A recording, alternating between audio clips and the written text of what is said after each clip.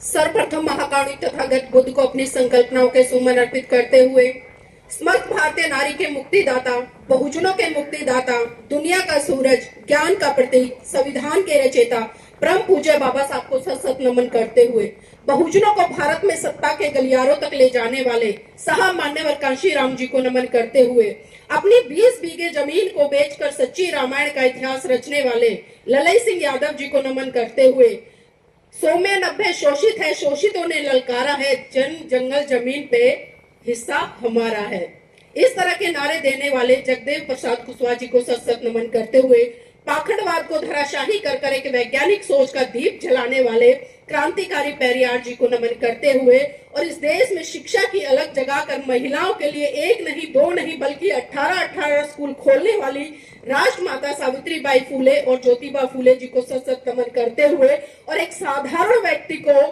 इस देश का विश्व रत्न, भारत रत्न, बोधिसत्व बनाने वाली त्याग की मूर्ति माता रमाबाई जी को सत सत नमन करते हुए और आज हम सभी यहाँ पर परम पूज्य बाबा साहब की 135वीं जयंती बड़ी धूमधाम से मना रहे हैं। तो सबसे पहले मैं जो आयोजक करता है उनका तहे दिल से बहुत बहुत साधुवाद करती हूँ, धन्यवाद करती हूँ और मंच पर जितने भी बुद्धिजीवी यहाँ पर विराजमान है आप सबको और पूरे छत्तीसगढ़ के साथ में पूरे भारत को, पूरे विश्व को आज परम पूज्य बाबा साहब के जन्म दिवस की बहुत बहुत हार्दिक मंगल कामनाएं देती हूँ और उम्मीद करती हूँ कि ये जयंतियां सिर्फ जयंतियों तक ही सीमित न रह जाए, क्योंकि बाबा साहब की जय जयकार करने से अच्छा है उनके बताए हुए रास्ते पर चलो। ये मेरा कहना नहीं है, ये बात परम पूज्य बाबा साहब ने कही है, लेकिन विडंबना है कि आज भारत देश के लोग सिर्फ बाबा साहब की जय जयकार में उलझ गए हैं, उनकी जयंतियों में उलझ गए हैं, उनके नारों में उलझ गए हैं, यात्राओं में उलझ गए हैं, बड़े बड़े मंच लगा लेते हैं, कार्यक्रम आयोजित कर लेते हैं, बड़े बड़े वक्ताओं को बुला लेते हैं, लेकिन जिस बात के लिए परम पूज्य बाबा साहब ने इस भारत देश के लोगों को और खासकर बहुजन समाज के लोगों को सचेत किया, जागरूक किया, जो दिशा व दशा बाबा साहब ने दी। विडंबना है कि आजादी के 77 साल बीत गए, लेकिन बहुजन समाज आज भी कहीं ना कहीं आंख बंद कर सोया हुआ है और उसी का कारण है कि आज आए दिन इस बहुजन समाज पर इतने अत्याचार, शोषण होते हैं, चित्कारते हो, चिल्लाते हो, लेकिन आपकी आवाज कोई नहीं सुनता। कारण वही है कि आप लोग संगठित नहीं है। बाबा साहब की जयंती मना रहे हैं हम, जय भीम का उद्घोष हुआ, हमने नारे भी लगाए, लेकिन क्या कभी हमने उस जय भीम की बात को माना या उस जय भीम के महत्व को समझा या उस क्रांति को समझने का प्रयास किया जिस क्रांति की बात परम पूज्य बाबा साहब ने की। अभी आदरणीय प्रोफेसर साहब कह रहे थे कि बाबा साहब की क्रांति लाठी डंडों की क्रांति नहीं थी, बाबा साहब की क्रांति आंदोलन की क्रांति नहीं थी, बाबा साहब की क्रांति सड़कों पर उतरकर सड़कें जाम करने की क्रांति नहीं थी, बल्कि बाबा साहब की क्रांति थी संसद में घुसकर अपने जनता के लिए और इस देश के लिए और खासकर बहुजन समाज से आने वाले सभी लोगों के लिए अपनी आवाज को उठाकर उन्हें मजबूत बनाना, ये क्रांति थी बाबा साहब की। बाबा साहब ने 1956 में, आप सभी जानते हैं कि 1935 में उन्होंने अबला की धरती से घोषणा की कि मैं हिंदू धर्म में पैदा हुआ, यह मेरे बस की बात नहीं थी, लेकिन मैं हिंदू धर्म में मरूंगा नहीं। और ठीक 21 साल बाद नागपुर की पावन धरती पर 14 अक्टूबर सन 1956 को परम पूज्य बाबा साहब ने बौद्ध धर्म की दीक्षा ली। लाखों लोगों ने बाबा साहब के साथ कसम खाई, संकल्प लिया, 22 प्रतिज्ञा ली और बौद्ध धर्म ग्रहण किया। और फिर उसके बाद 6 दिसंबर 1956 को जब बाबा साहब का परिनिर्वाण हुआ तो उनकी चिता पर हाथ रखकर लोगों ने बौद्ध धर्म को ग्रहण किया। लेकिन विडंबना है कि हम बाबा साहब के दोनों सपनों में से किसी को भी साकार नहीं कर पाए, ना तो इस बहुजन समाज के तबके को हम सत्ता तक पहुंचा पाए और ना ही जो बात परम पूज्य बाबा साहब करते थे कि पूरा भारत बौद्धमय हो, क्योंकि जिस दिन यह भारत बौद्धमय हो जाएगा, मैं गारंटी से कहती हूँ और मैं ये इसलिए कहती हूँ क्योंकि ये बाबा साहब ने कहा है, जिस दिन भारत बौद्ध में हो गया आप देखिएगा हर गली, हर बस्ती, हर कूचे से सिर्फ एक ही आवाज आएगी कि ले अंत मन दीप भव, ले अंत मन दीप भव, मूल मंत्र बने स्वयं के स्वामी, गूंज उठे हर बस्ती से बुद्धं शरणं गच्छामि, धम्मं शरणं गच्छामि, संघं शरणं गच्छामि। लेकिन होगा कैसे? सुनने में बड़ा अच्छा लगता है, तालियां भी आप सबने बजाई, शायद अच्छा लगा है तालियां तभी बजी ना, अगर अच्छा नहीं लगता तो शायद तालियां नहीं बजती। लेकिन इस अच्छे लगने को हमें अपने व्यवहार में उतारना पड़ेगा, क्योंकि परम पूज्य बाबा साहब ने आपको विश्व स्तर पर सबसे बड़ा मनोवैज्ञानिक धम्म दिया, भगवान बुद्ध का धम्म, जो आपको करुणा से, मैत्री से, भाईचारे से रूबरू कराता है। लेकिन हमने कभी उस करुणा भाई मैत्री चारे वाले धर्म को समझा ही नहीं, कभी हमने उस बराबरी वाले धर्म को समझा ही नहीं, कभी हमने उस धर्म को समझा ही नहीं जिस धर्म में महिलाओं को पुरुषों के बराबर अधिकार दिया। आज हम देखिए, आप किसी भी हिंदू से, मुस्लिम से, सिख से, ईसाई से, किसी से पूछ लीजिएगा, क्या किसी भी महिला को मठ का न्यायाधीश बनाया जा सकता है? यानी कि मंदिरों के जो बड़े बड़े मठ अधिकारी बैठे होते हैं, क्या कभी आपने आज तक इतिहास में देखा है किसी महिला को बनाया गया हो? नहीं बनाया गया। किसी मस्जिद में किसी मौलाना की जो उपाधि होती है, कभी किसी महिला को दी गई? नहीं दी। इसी तरह से किसी चर्च का उदाहरण उठाकर देख लीजिए, क्या किसी महिला को चर्च का जो पादरी बनाया जाता है, क्या कभी उसको बनाया गया? नहीं बनाया गया। लेकिन परम पूज्य बाबा साहब ने इस भारत देश की तमाम महिलाओं को यह अधिकार दिया कि आज वो चपरासी से लेकर राष्ट्रपति तक की कुर्सी पर बैठ जाए। तो ये अधिकार, ये ताकत आपको संविधान के माध्यम से परम पूज्य बाबा साहब ने दी, आपको पुरुषों के बराबर लाकर खड़ा कर दिया। लेकिन विडंबना है कि आज हम बाबा साहब को जानते नहीं, समझते नहीं, सिर्फ जय जयकार तक सीमित है। बाबा साहब के जीवन संघर्ष से जुड़ी हुई कुछ घटनाओं पर जरूर प्रकाश डालना चाहती हूँ, क्योंकि मेरी मातृशक्ति यहाँ पर बैठी है और मैं उम्मीद करती हूँ कि जब तक हमारे महान पुरुषों से जुड़ी हुई त्याग, समर्पण, बलिदान की बातें नहीं होंगी, मुझे लगता है कि मेरे समाज की बहन बेटियां जागरूक नहीं होंगी। क्योंकि अगर मैं बात करूं भारत देश में जितना कर्मकांड, जितना आडंबर पनप रहा है ना, तो उसको ढोने का काम सिर्फ मेरे बहुजन समाज की बहन बेटियां कर रही हैं। तो इसलिए मैं जरूर जिक्र करूंगी उन घटनाओं का, शायद आपके अब चक्षु खुल जाए, कुछ सोचने पर आप मजबूर हो जाए, कुछ बदलने पर मजबूर हो जाए। तो मेरी बहनों, बात उस समय की है जब परम पूज्य बाबा साहब मुंबई हाईकोर्ट में प्रैक्टिस कर रहे थे। अचानक उनके पास खबर पहुंची कि साहब, आपका बेटा राजरतन बहुत बुरी तरह से बीमार है और अपने जीवन की अंतिम सांसें ले रहा है। ये बात सुनकर परम पूज्य बाबा साहब तुरंत घर दौड़े आए और जैसे ही बाबा साहब ने अपने बेटे राजरतन को गोद में उठाया, राजरतन ने बाबा साहब की गोद में ही दम तोड़ दिया। ये मंजर देखकर माता रमाबाई बिलक बिलक कर रोने लगी और साहब का कॉलर पकड़कर कहने लगी कि साहब बस कीजिए, बस कीजिए साहब, बस कीजिए। आपकी समाज सेवा के भूख में एक एक करके मेरा पूरा परिवार उजाड़ दिया, साहब बस कीजिए। तो बाबा साहब कहते कि रमा, रमा चुप हो जा, रमा चुप हो जा, तू तो रो भी सकती है, लेकिन मेरी तो आंखों के आंसू ही सूख चुके हैं, क्योंकि प्रतिदिन मैं अपने समाज के हजारों बच्चों को मरते हुए देखता हूँ। रमा चुप हो जा। तो माता रमाबाई फिर कहती है कि साहब, साहब मैं आज फिर चुप हो जाऊंगी, लेकिन आप मुझे एक बात बता दीजिए कि जब जब आप अपने बेटे राजरतन को गोद में खिलाया करते थे, तो बड़े हर्षोल्लास के साथ कहा करते थे कि रमा, रमा मेरा बेटा राजरतन बड़ा होकर एक दिन इस देश पर राज करेगा। तो साहब, आज राजरतन तो इस दुनिया में रहा नहीं, अब मुझे ये बता दीजिए कि बड़ा होकर अब इस देश पर राज कौन करेगा। तो मेरी बहनों, बाबा साहब राजरतन के पार्थिव शरीर पर हाथ रखकर कसम खाते और कहते हैं कि रमा, रमा मैं भारत देश में एक दिन ऐसा काम करके जाऊंगा कि भारत की हर रमा की कोख से जन्म लेने वाला राजरतन इस देश पर राज करेगा, इस देश पर राज करेगा।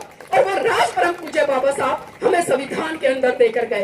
एक वोट देने तक से लेकर एक शासक बनने तक का अधिकार, एक चपरासी से लेकर एक राष्ट्रपति बनने तक का अधिकार, इतने अधिकार परम पूज्य बाबा साहब ने आपको दे दिए। सोचिए, जिस पुरुष के 4-4 बच्चे चले गए हों, जिसकी जीवन संगनी 35 साल की उम्र में चली गई हो, उस पर क्या बीती होगी। लेकिन उस महान मानव ने कभी भी अपनी चिंता नहीं की, बच्चों की चिंता नहीं की, अपनी जीवन संगनी की चिंता नहीं की, बल्कि अपना पूरा का पूरा जीवन इस देश की महिलाओं को जो गुलामी में जी रही थी उनको आजाद कराने में लगा दिया। लेकिन आज हम महिला इतनी अवसरवादी हो गई, इतनी स्वार्थी हो गई है कि बाबा साहब को तो जानती नहीं है और हमारे घर में तरह तरह की बहुत सारी चीजें मिल जाएंगी। मेरा एक सवाल है आप सबसे, किस किस के घर में बाबा साहब की तस्वीर लगी हुई है? पर हाथ खड़े कीजिए ईमानदारी से, झूठ मत बोलिएगा। बहुत धन्यवाद, हाथ नीचे कर लीजिएगा। अब ये बताइए किसके घर में शिव जी की तस्वीर लगी हुई है, शेरावाली की लगी हुई है, दुर्गा की लगी हुई है? किसी के में नहीं है? ईमानदारी से कह रहे हैं। अगर इतनी ईमानदारी, शायद हो सकता है बुरी लग रही हो मेरी बातें, ये मेरी बात नहीं है, बाबा साहब की बातें हैं कुछ जिन पर मैं चर्चा कर रही हूँ, क्योंकि चर्चा करना आज बहुत जरूरी हो जाता है। क्योंकि जब जब मैं अपने समाज की बहन बेटियों को इन कर्म कांड में, पूजा पाठों में लिप्त पाती हूँ, तो मुझे बहुत पीड़ा होती है। और पीड़ा इसलिए होती कि साल में 10-12 ऐसे 30 त्योहार आते हैं जिनसे किस बहुजन समाज का कोई लेना देना नहीं है, और आप इन्हीं 30 त्योहारों के नाम पर एक साल में कम से कम 1-1.5 लाख रुपए पानी की तरह बहा देती हैं। अगर यही पैसा बचाकर आप अपने बच्चों की पढ़ाई पर लगाओ, उन्हें शिक्षित करो, अच्छे स्कूलों में भेजो, अच्छे ट्यूशन दिलाओ, तो मैं गारंटी से आज यहाँ पर कह रही हूँ आपके बच्चे आने वाले समय में डॉक्टर बनेंगे, इंजीनियर बनेंगे, जज बनेंगे, वकील बनेंगे, और हो सकता है इस देश के प्रधानमंत्री भी बन जाए। लेकिन जरूरत है हमें उन तमाम रूढ़िवादी परंपराओं को छोड़ने की, तमाम उस पाखंडवाद को छोड़ने की जो कहीं ना कहीं आज हमें गलत में लेकर जा रहा है।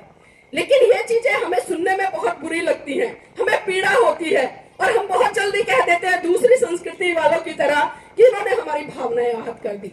अरे हमारी भावनाएं इतनी कमजोर हो गई, सोचो उस महामानव को जिसके 4-4 बच्चे इस दुनिया से चले गए। क्या कभी सोचा हमने? आज आपके बच्चों को जरा सा भी खांसी जुकाम हो जाता है या बुखार हो जाता है, आप अच्छे से अच्छे डॉक्टर के पास जाती है, वहां भी आराम नहीं होता तो बड़े हॉस्पिटल में लेकर भागती है, जाती है ना। क्या बाबा साहब को अपने बच्चे प्यारे नहीं थे? क्या बाबा साहब की उनकी पत्नी प्यारी नहीं थी? लेकिन हम ये चीजें समझते ही नहीं है, क्योंकि आज हमें चीजें बड़ी आसानी से मिल गई हैं।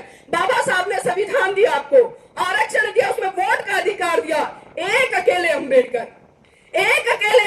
लेकिन आज इस बहुजन समाज में तमाम इतने लाखों करोड़ों लोग पढ़े हैं, लेकिन उसके बावजूद भी क्या है, ना तो हम संविधान को बचा पा रहे, ना आरक्षण को बचा पा रहे, ना महिलाओं को बचा पा रहे, ना अपने रोजगार को बचा पा रहे हैं, और ना ही अपने भविष्य के जो हमारे बच्चे हैं उनकी शिक्षा को बचा पा रहे। तो बताइए क्या फायदा है हमारा? हम कहते तो है कि हम 85% है, लेकिन 85% कैसे हैं? हम तिनके की तरह बिखरे पड़े हैं, 10 यहाँ 10 यहाँ 10 यहाँ 10 यहाँ। और जब तक तिनके की तरह बिखरे रहोगे ना, कोई भी आपके बीच में आएगा, आपका फायदा उठाएगा, आपका वोट ले जाएगा, और फिर 5 साल तक आप पर शोषण करेगा, और बिलबिलाते रहना, रोते रहना। मेरी बहनों, मैं दूसरे घटनाक्रम पर आती हूँ। बात उस समय की है जब परम पूज्य बाबा साहब पीएचडी की डिग्री लेकर विदेश से भारत लौटे, और जब महाराष्ट्र के लोगों को पता चला कि बाबा साहब आ रहे हैं, तो उन्होंने उनके सम्मान सत्कार में एक विशाल भव्य मंच लगाया। और जब ये बात उड़ते उड़ते माता रमाबाई के पास पहुंची कि अरे मेरे साहब आ रहे हैं, उनका सम्मान सत्कार होगा, तो क्यों ना मैं भी उस पल को, उस क्षण को अपनी आंखों से देखूं और उस कार्यक्रम में चलूं। तो मेरी बहनों, जानकर आपको आश्चर्य होगा कि माता रमाबाई ने पूरा घर खंगाला, लेकिन उन्हें पूरे घर में एक भी ऐसी साड़ी नहीं मिली ठीक ठाक जिसको पहनकर वो बाबा साहब के सम्मान सत्कार कार्यक्रम में चली जाए।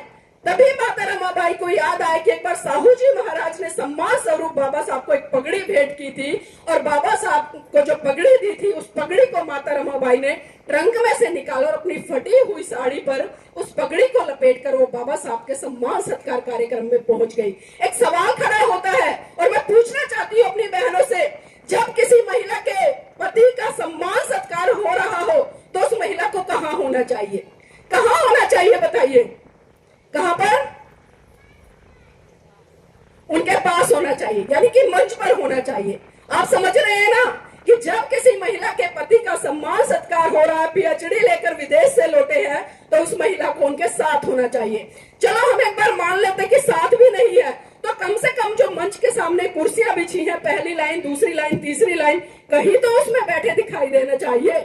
लेकिन आपको जानकर आश्चर्य होगा मेरी बहनों, मेरे भाइयों, कि माता रमाबाई ना तो मंच पर थी, ना ही मंच के सामने जो कुर्सियां बिछी थी, दूर दूर तक माता रमाबाई कहीं नजर नहीं आ रही थी। बाबा साहब भी टकटकी लगाकर भीड़ में से निहार रहे थे कि अरे इतना जनसैलाब उमड़ा है, कहीं तो मुझे मेरी रामू दिखाई दे। लेकिन दूर दूर तक माता रमाबाई कहीं नजर नहीं आ रही थी। बाबा साहब का भाषण जैसे जैसे आगे बढ़ता गया, और जैसे जैसे बाबा साहब का भाषण अंतिम दौर की तरफ जा रहा था, तो बाबा साहब की अचानक से खबर, नजर भीड़ के पीछे एक पेड़ था, उस पेड़ के पीछे एक महिला चुपके से निहार रही थी, वहां पड़ी। और बाबा साहब बिना कुछ कहे समझ गए कि भीड़ के पीछे जो पेड़ है, उस पेड़ के पीछे जो महिला खड़ी है, वो कोई और नहीं बल्कि वो मेरी रामू है। और वो ये भी जानते थे कि वो मंच पर क्यों नहीं आई, क्योंकि मेरी बहनों खुद देखिए कि जिस महिला का पति सूट बूट में हो, टाई कोट पैंट में हो, और वो महिला फटे हालात में हो, तो समाज उस पर हंसेगा नहीं हंसेगा? हंसेगा नहीं हंसेगा?